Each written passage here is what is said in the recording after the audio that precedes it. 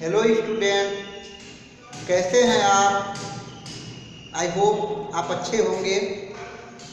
Chandrabhan Singh inter college Itwara दौर बस्ती द्वारा संचालित ऑनलाइन क्लास में मैं जितेंद्र कुमार जायसवाल आज मैं आप लोगों के लिए कक्षा 8 के साइंस से रिलेटेड जो दूसरा एनसीईआरटी चैप्टर है वो सूक्ष्मजीव शत्रु और मित्र चैप्टर से मैं सूक्ष्मजीव टॉपिक लेके आया हूँ। ठीक है, इसमें आप लोगों को सूक्ष्मजीवों और उसके वर्गीकरण यानी उसके प्रकार के बारे में पढ़ना है। ठीक है ना?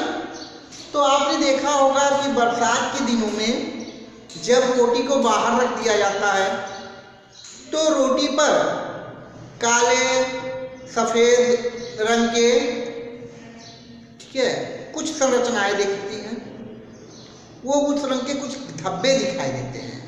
जानते हैं बेटा वो क्या है? वो आपके सूक्ष्मजीव हैं। क्या है?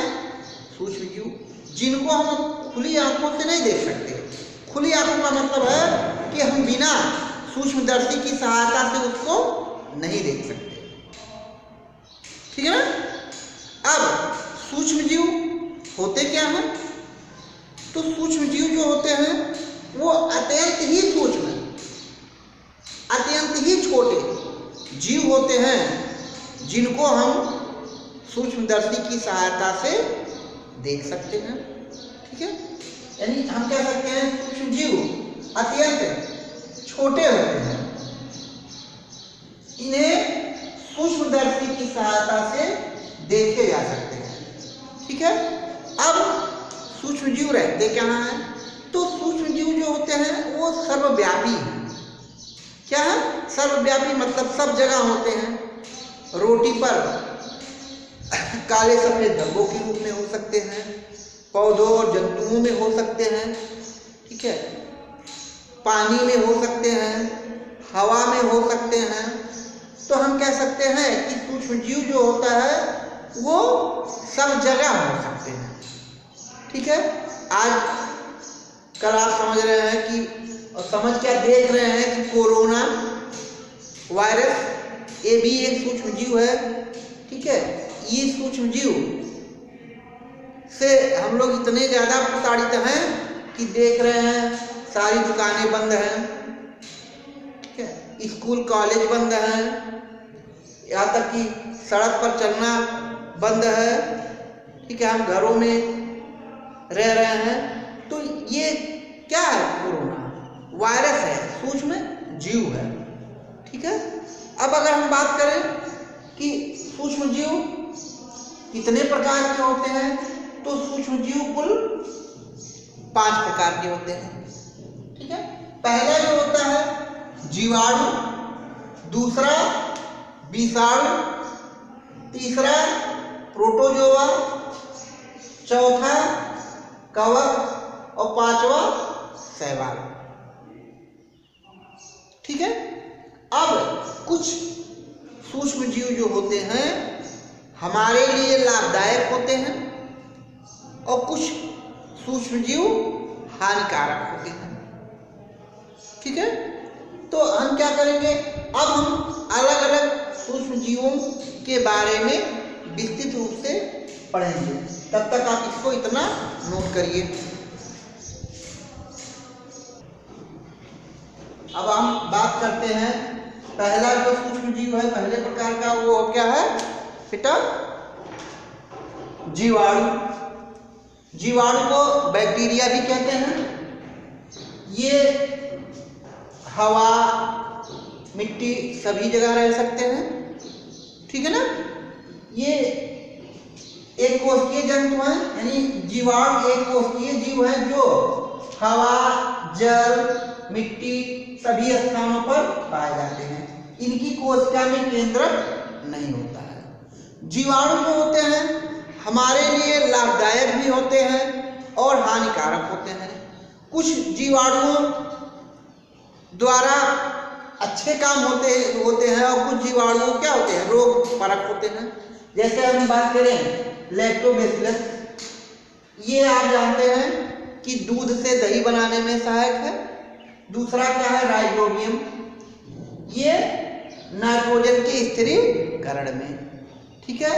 नाइट्रोजन यानी कहने का मतलब ये दो फली बीजों के बीच में होते हैं जो वायुमंडल से नाइट्रोजन का स्थिरीकरण करते हैं और कह सकते हैं खेत की उर्वरता बनी रहती है। पर कुछ ऐसे भी जीवाणु हैं जो रोग उत्पन्न करते हैं, जैसे हम बात करते हैं क्षय रोग, ये किसके द्वारा होता है, जीवाणुओं द्वारा होता है, ठीक है। टाइफाइड, क्या होता है, टाइफाइड, ये भी किसके द्वारा होता है, जीवाणुओं द्वारा होता है। तो हम कह सकते हैं कि जीवाणु जो होते हैं वो हमारे लिए उपयोगी भी हैं और हमारे लिए हानिकारक भी हैं, ठीक है ना। अगला जो प्रकार है वो है विषाणु, वायरस, ठीक है। ये क्या होता है कि ये उड़ता है, परजीवी होता है। परजीवी मतलब ये हमेशा दूसरे जीवों पर ही अधीन होता है, ठीक है, उन्हीं से अपना पोषण प्राप्त करता है। अभी हमने बात किया कि इस समय जो सबसे बड़ी महामारी के रूप में जो इस समय उत्पन्न हुआ हो किसके, कोरोना वायरस के कारण उत्पन्न हुआ हो, ठीक है। तो विषाणु सबसे सूक्ष्म जीव है, ठीक है। ये न्यूक्लिकन और प्रोटीन से बने होते हैं और ये पूर्णतः परजीवी होते हैं। क्या होते हैं, पूर्णतः परजीवी होते हैं।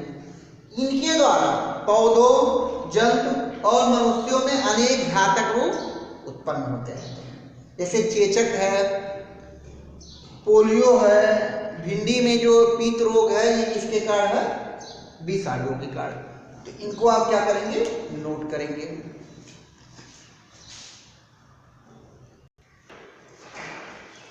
अगला जो नंबर है, नंबर 3, प्रोटोजोआ। प्रोटोजोआ क्या होता है कि यह सूक्ष्म जीवों का एक समूह होता है।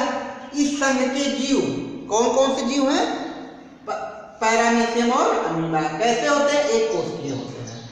अब देखिए इस संघ के जीव भी क्या करते हैं, रोग उत्पन्न करते हैं, जैसे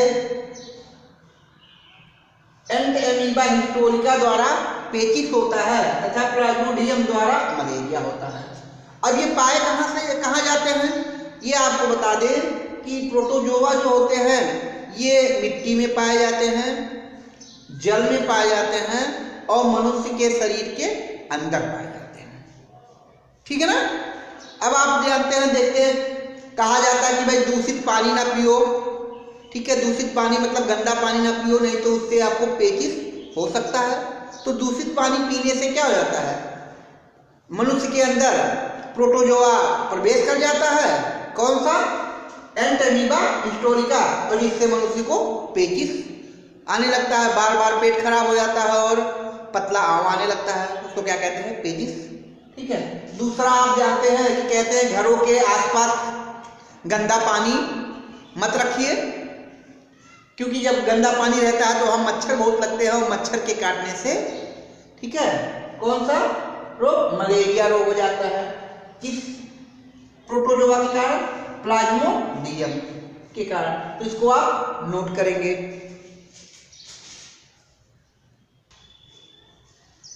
अगला जो नंबर है वो कवक। कवक को फफूंद भी कहते हैं। आप देखते हैं बरसात के दिनों में कुछ स्थानों पर छत्तेदार पौधे होते हैं जिन्हें कुकुरमुत्ता कहते हैं, वो भी आपके कवक ही होते हैं। ये कहाँ उगते हैं, ये नमरोटी तथा चमड़ों की वस्तुएं पर उग जाते हैं। आप देखते हैं कि कुछ दिन तक चमड़े की वस्तुएं रख दीजिए तो उस पर एक सफ़ेद काले रंग की धारी आ जाती, धब्बे आ जाते हैं, वो किसके कारण, फफूंद। आप एक चीज़ और भी जानते होंगे कि आपके यहाँ जो अचार है, ठीक है, और बहुत सारी वस्तुएं, उन्हें कुछ दिन तक ऐसे रख दीजिए तो कभी कभी उस पर भी फफूंद लग जाता है, ठीक है ना। तो अब बात करते हैं कि जो कवक होते हैं, ठीक है, फफूंद, ये हमारे लिए लाभदायक भी होते हैं और हानिकारक भी होते हैं, ठीक है। बात करें मशरूम, आप जानते हैं कि इसकी सब्जी बनाई जाती है, ठीक है, इसका काम खाने में किया जाता है। पेनिसिलियम कवक द्वारा पेनिसिलिन नामक की दवाई बनाई गई, प्रतिजैविक दवाई बनाई गई। ईस्ट का उपयोग जो होता है सिरका, शराब आदि बनाने में किया जाता है। यानी कहने का मतलब है ये तीनों क्या है, हमारे लिए लाभदायक कवक है।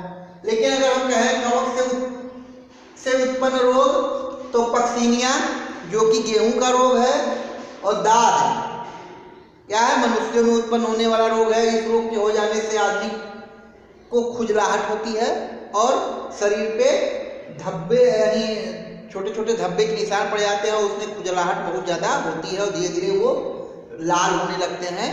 ठीक है, अब अगले नंबर की बात करते हैं तो शैवाल। शैवाल को सामान्यतः हम लोग काई कहते हैं। ये प्रायः जल में पाए जाते हैं। क्या पाए जाते हैं? जल में पाए जाते हैं। लेकिन इसमें ना तो जड़ होता है, ना तना होता है, ना पत्तियां होती हैं। इसका मतलब इन सब का अभाव होता है। अधिकांश शैवाल जो होते हैं कैसे होते हैं? बहुकोषीय होते हैं। अब कुछ शैवाल ऐसे हैं जैसे सिफिलियोरोस बाइरिसेंस। इस शैवाल के कारण चाय की फसल पर रोग लग जाता है। लेकिन कुछ शैवाल देखिए, ये डायटम एक शैवाल है, इसको क्या करते हैं, इसकी सहायता से टूथपेस्ट बनाते हैं, पेंट बनाते हैं, और तापरोधी ईंट। तापरोधी ईंट का मतलब है कि ऐसे ईंट जो ताप को आसानी से सहन कर सके। तो ये डायटम कहाँ पाया जाता है? ये प्रायः समुद्रों में पाया जाता है। तो इसको आप क्या करेंगे? नोट करेंगे।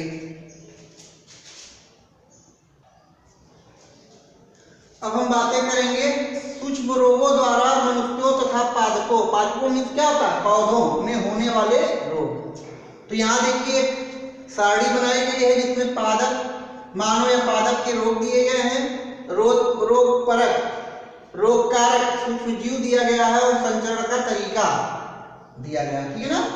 तो क्षय रोग पहला क्या है? क्षय रोग जीवाणु द्वारा होता है, और कहाँ से होता है? वायु। यानी संचरण का तरीका, ये जीवाणु कहाँ से संचरित होते हैं? वायु से। दूसरा है पोलियो, ये किससे होता है? वायरस से होता है। और कहाँ से संचरण? वायु और जल। यानी जो रोग कारक वायरस है वो कहाँ से आते हैं? वायु और जल में। तीसरा हैजा। हैजा क्या होता है? कालरा। ठीक है, कालरा में क्या होता है? आदमी को उल्टी और दस्त होने लगते हैं। तो ये क्या होता है? जीवाणु द्वारा होता है। और इसको कैसे? दूषित भोजन करने से। यानी जो दूषित भोजन जैसे बासी खाना खाने से क्या होता है? उल्टी और पेट यानी दस्त होने लगता है। ठीक है, या फिर दूषित जल पीने से, ठीक है, कालरा हो जाता है। तो ये यानी ये किसके द्वारा? जीवाणु द्वारा। टाइफाइड बुखार, ये भी क्या है? दूषित जल के उपयोग से होता है। जीवाणु अंदर में चला जाता है और ये टाइफाइड बुखार हो जाता है। मलेरिया, हमने अभी आपको बताया था, ये प्रोटोजोआ सूक्ष्मजीव द्वारा होता है और मच्छरों द्वारा फैलता है। हेपेटाइटिस, ये वायरस यानी विषाणु, और ये जल द्वारा होता है। अगर हम बात करते हैं नींबू कैंसर, यानी ये पादपों के रोग हैं जो जीवाणु द्वारा होते हैं, और कहाँ से होते हैं? वायु से। फिर गेहूं रस्ट, ठीक है, ये कवक द्वारा होते हैं, और ये कहाँ से होते हैं? वायु और बीज से। ठीक है, तो ये तो आपके हो गए सूक्ष्म, यानी सूक्ष्म जीवों द्वारा। यहाँ ऊपर होना चाहिए जीवों। ठीक है, सूक्ष्म जीवों द्वारा। अब अगर बात करें कि ऐसे नहीं होते हैं ना कि सभी सूक्ष्म जीव रोग ही उत्पन्न करते हैं। ठीक है, तो हम बात करते हैं सूक्ष्म जीवों के औषधीय मीन्स दवा, औषधीय उपयोग। ठीक है, औषधीय उपयोग। ऐसा नहीं है कि हाँ, ये आपको बता दें कि बहुत सारे सूक्ष्म जीव द्वारा औषधियां बनाई जाती हैं। ठीक है, इनके द्वारा प्रतिजैविक मतलब एंटीबायोटिक दवाएं बनाई जाती हैं। ठीक है, और इन एंटीबायोटिक दवाओं का जो उपयोग होता है ये टीबी में होता है। मतलब टीबी जो रोग होता है उसमें उसके इलाज में किया जाता है, टाइफाइड के इलाज में किया जाता है, निमोनिया के उपचार में किया जाता है।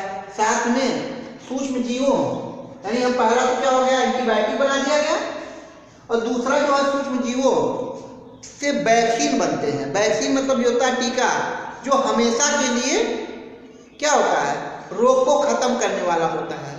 देखिए इस समय जो है कोरोना वायरस पे वैक्सीन बनाने की बात हो रही है। कई देशों ने दावा किया है कि हमने क्या किया, कोरोना वायरस के लिए वैक्सीन बना लिया है जो उसको खत्म करेंगे। ठीक है, आशा करते हैं कि ये चैप्टर आपको अच्छे से समझ में आया होगा। इसको आप अच्छे से नोट्स बनाओगे।